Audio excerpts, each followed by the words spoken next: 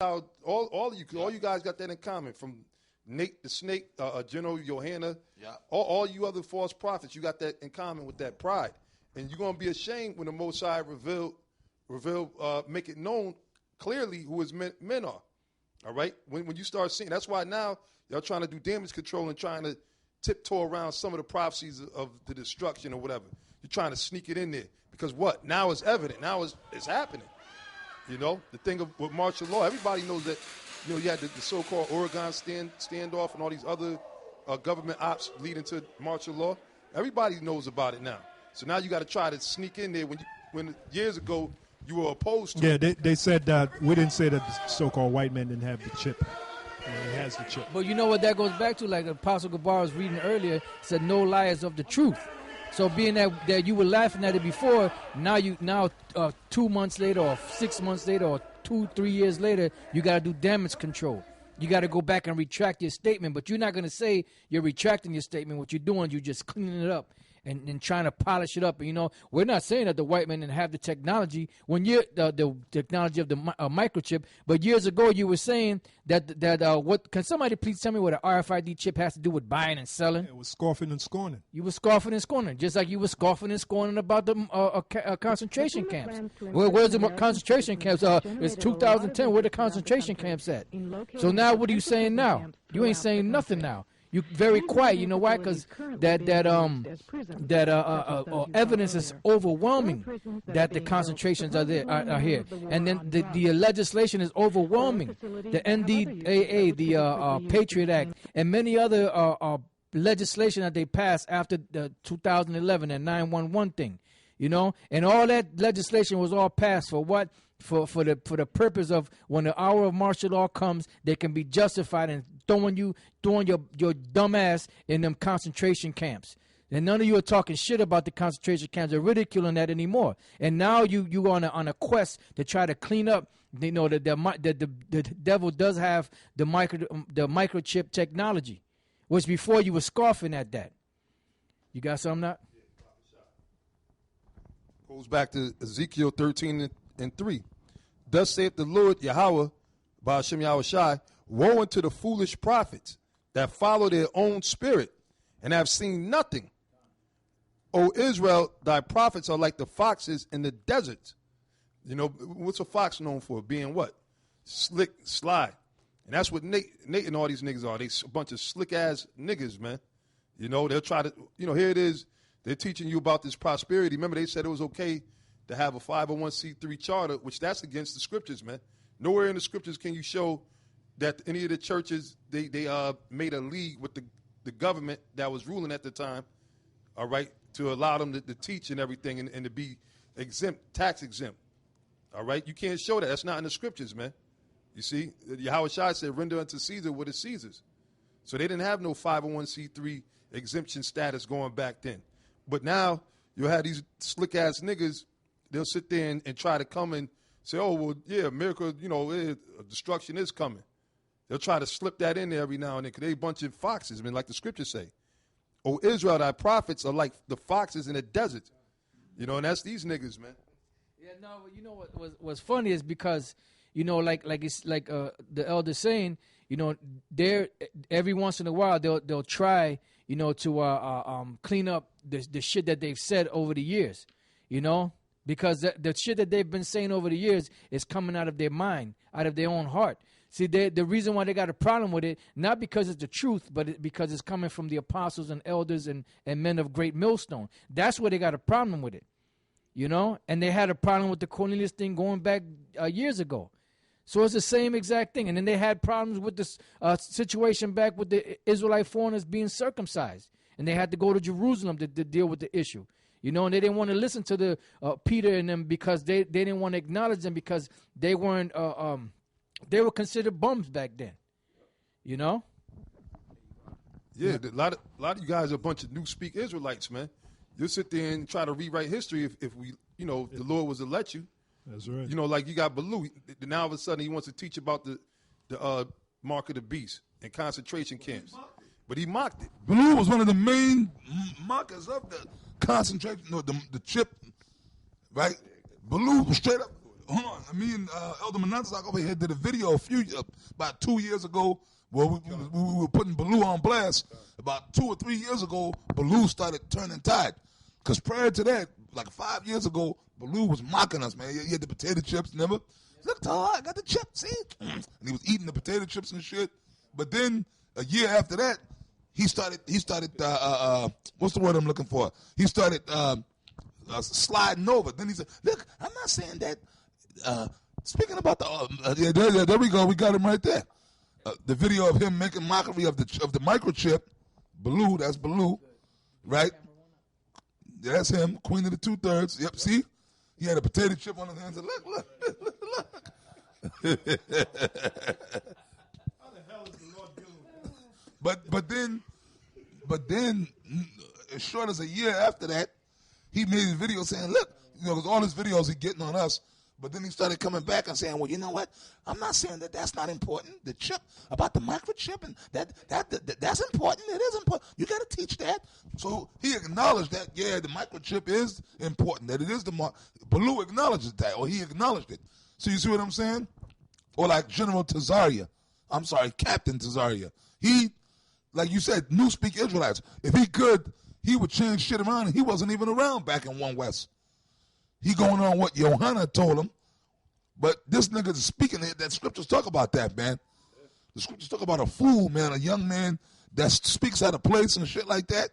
That's what you are, man. You wasn't around.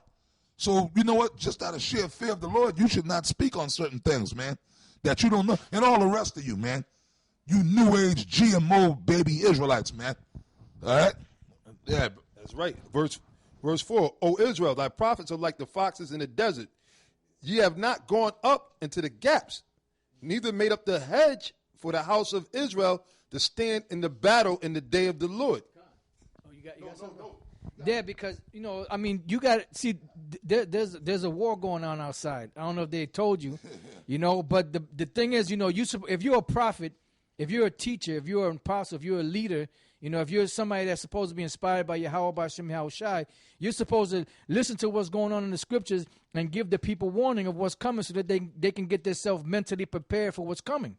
But by you not telling them, whatever your reason may be, whether you paid off or whatever, by you not telling them, then that's their blood. They're going to die, but their blood is going to be on you.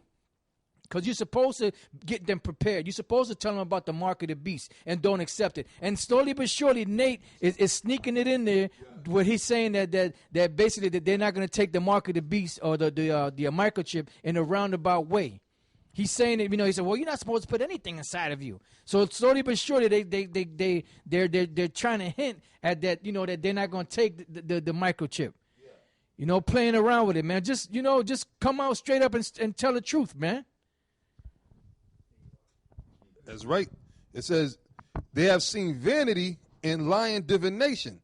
Because they're sitting up there basically putting you to sleep, talking about building up buildings, becoming the largest Israelite group in America, having the largest camp. Basically, they going straight off, man, and they leading you further into this world, man. They teach you to trust into this world. Quick precept for you. No, keep it going. Amos 6:3, it says, ye that put far away the evil day. We always teach about what? The time of trouble, right? Time of trouble, that's right. Daniel, the 12th chapter. But they're putting away the evil day, right? Ye that put away the evil day, which is coming. Mm-hmm. That's that martial law and the troops and, when all breaks loose. The chip, ye that put far away the evil day and cause the seat of violence to come near, that lie upon beds of ivory. Like they're not literally. Oh yeah. They probably all lying on beds of ivory, man. You know what? They're probably right. Like the empire, man. Probably right. Yeah. They're laying back, man. Yeah. Hey, because that's what you doing, Johanna. When you don't go out there on the highways and the byways, so you was doing that. Johanna, you was setting this on fire, that on fire. You got the masses in, right? So you making all kind of money, because everything flows up to the top, right? So he goddamn, man. Goddamn, man. I just counted. What do we get? We get 10 G's this week? Lying on that bed of ivory. Next week comes, we got 20 G's? Oh, my goodness. Oh, man. Oh, I'm going to do something, man. I'm going to celebrate. Yeah. You check this bank account, that bank account.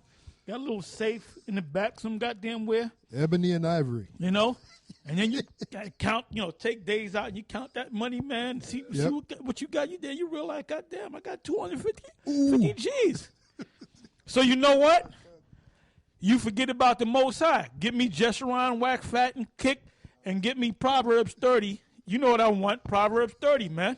Could I Because that's you and Nate. See, Nate, that's why he's leaning back. But we're going to get back into the main subject, man, of these documents and these books. Can I add something to what you just said, Apostle Elder Torah? Well, right now it's the spirit. And you can't say nothing about us because we still out there on the highways and the byways, man. Yeah. Like at one point, Baloo, the Zika man, he said, yeah, you guys in the studio doing studios while your men are out there. Have you been watching our videos, the studio shows? We've been out there all January, every week. We've been out there somewhere on location in the cold. Yeah.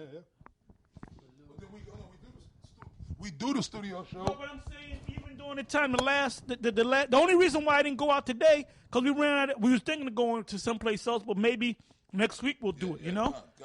But the 2 weeks ago, 3 weeks ago, we was at the one museum. Then we was at the other museum. Then we was in the UN. Yeah.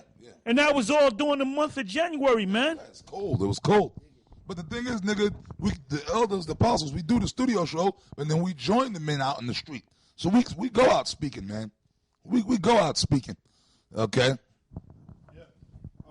Yeah, I just wanted to add to what Elder Apostle Torah said. That part where it says beds of ivory. Now, if you have the red Bible, there's a little number 4. It says, or abound with superfluities. Or abound with superfluities. Meaning they're all into, the pretty things, the so-called pretty things of life. That's an analogy for the beds of ivory. They're making all that so-called Federal Reserve notes. That's the example. That's it. Deuteronomy 32 and 15. This is Deuteronomy chapter 32, verse 15. It said, but yet Jeshurun waxed fat and kicked. Thou art waxen fat, thou art grown thick. Thou art covered with fatness. Then he forsook the Most High, which made him, and lightly esteemed the rock of his salvation. That's why Nate calling on Christ.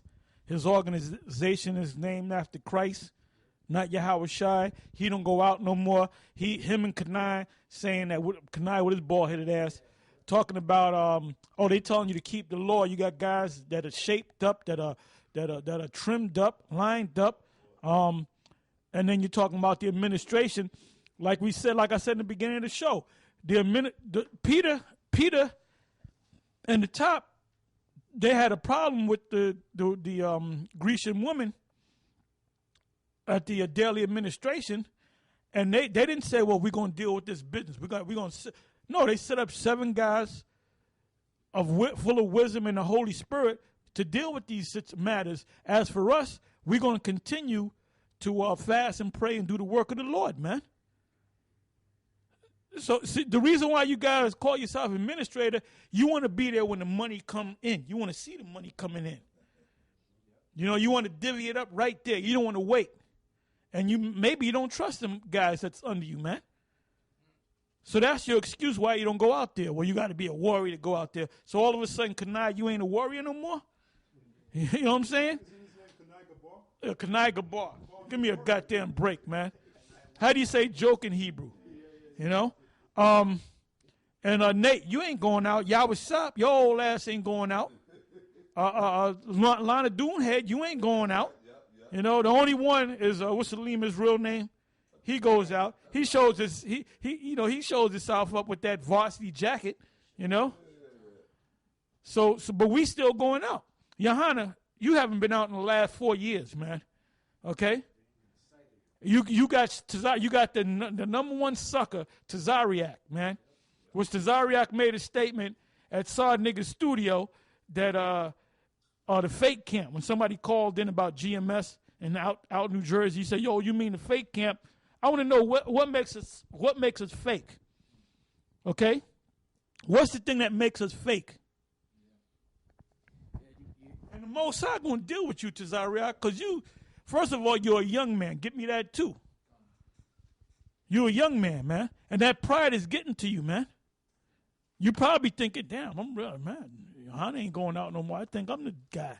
You know, you probably think you one of them main guys. You know, you might think you Peter or somebody. You know? And it's going to destroy you, my man. You have a better chance of seeing the Yeti than seeing General Yohana. No, you have a better chance seeing 3 Sasquatch having a picnic in Central Park than you see Yohana and Nate out there speaking on the street. This is Ecclesiasticus 32:7. Speak, young man, if there be need of thee, and yet scarcely when thou art twice asked. And that's the thing too, you know, with a young man, the scriptures say, lay hands suddenly on no man. You know, the person has to be proven before they can be given a certain position. Otherwise, that pride comes in. That's why it says not being a novice, being lifted up with pride, fall into the con. Let me get it real quick. This is the book of 1 Timothy, chapter, not Timothy's, 1 Timothy, chapter 3, and verse 6. It says, not a novice, least being lifted up with pride, he fall into the condemnation of the devil. You know, that's why you have to be proven, you know, before you could actually be given a certain position. Because if you put somebody in a certain position too quick, and he's getting all his praise and, you know, and fame, he's going to become high-minded. He's going to fall into the condemnation of the devil. And we've seen that happen many times. You have guys that'll run that course, they did run well, but it is they were put in a position too quickly. And what happened? It destroyed them because they didn't know how to handle that position. You know, they became tyrannical. They did all kind of madness, you know, that ended up destroying them and almost destroying their men. This is Ecclesiasticus 32:7. Speak, young man, if there be need of thee, and yet scarcely when thou art twice asked. So meaning, really, when you ask to speak, you should not even want to say nothing. But if you do say something, you say a few words. But make sure that when you say, it is comprehensive. You know, it says, "Let thy speech be short, comprehending much in few words." And that's really the true mark of a wise man. He's able to say something profound in very few words. It says, "Be as one that knoweth, and yet holdeth his tongue." You know, because some of you guys, sometimes, you know, you have to be in the forefront. You know, you can't just fall back. Look, sometimes you might know something, raise your hand, and other brothers raising their hand, let them answer the question sometimes, you know.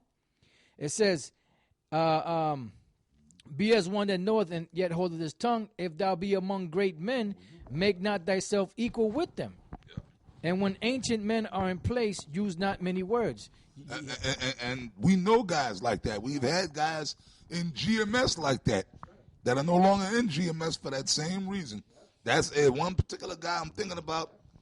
Don't put yourself with great men. Don't. I already know who you talking about. You already know who I'm talking about, man. He watching this right now, too. Yep.